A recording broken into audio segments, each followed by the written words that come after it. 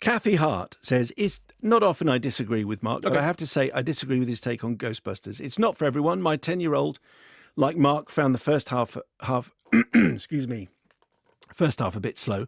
My 7-year-old, my husband and I were, on the other hand, rapt throughout. I would agree it's for fans, but not the crazy anti-Lady Ghostbuster fans. The main character is a 12-year-old girl, a girl who loves science and experiments and is academic and clever.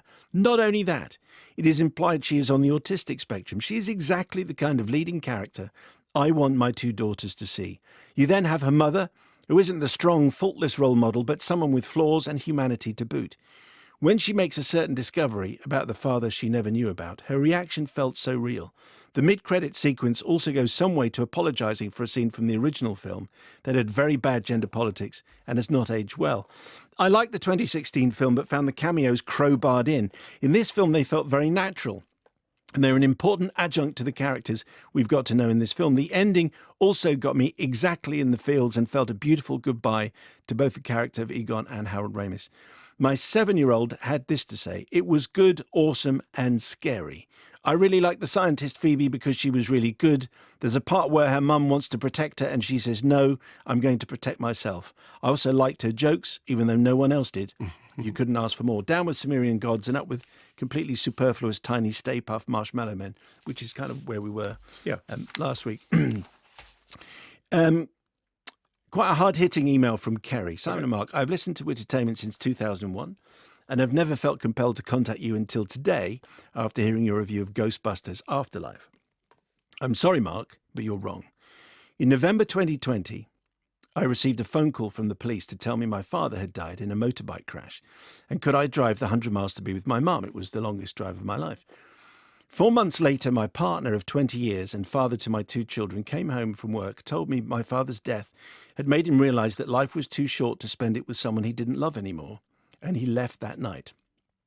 It's now a year later, says Kerry, and me and the kids have just returned from seeing Ghostbusters Afterlife, and we loved it. This film resonated with us very deeply. During one scene, I sat quietly sobbing and looking at my daughter to find her doing the same. Upon leaving the cinema, my daughter said, that film is about us.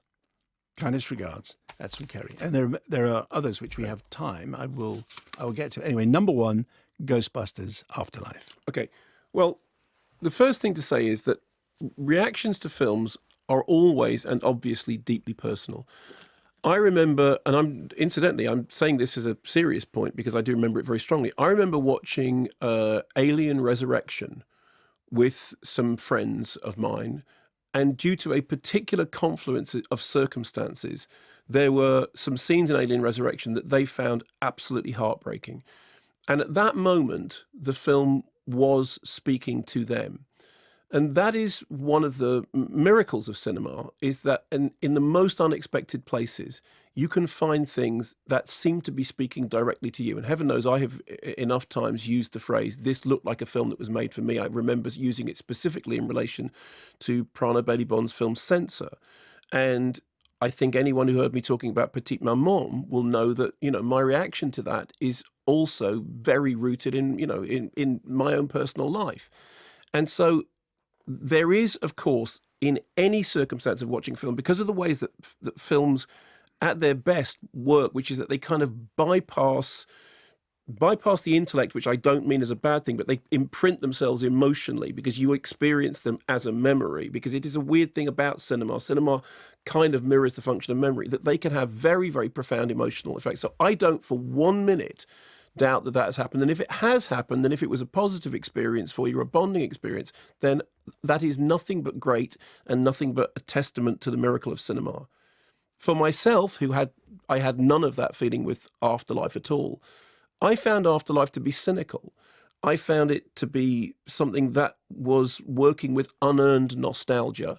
I also thought it was just structurally all over the place. Now, I am very aware of the fact that many people don't feel the same way. I have been delighted to receive on Twitter hundreds, and I mean hundreds of messages from people explaining to me how wrong-headed my opinion of Ghostbusters Afterlife is. All I can say is, okay, that's fine. I'm glad that people are getting something out of it that I didn't. I'm standing by my criticisms of it. I think it's lazy, and I think it's I think what it's doing is it's just going, you remember this thing that you liked? Well, here it is again, but slightly retooled. But I do absolutely understand and accept that the majority of people do not feel the same way. Hey, that's fine.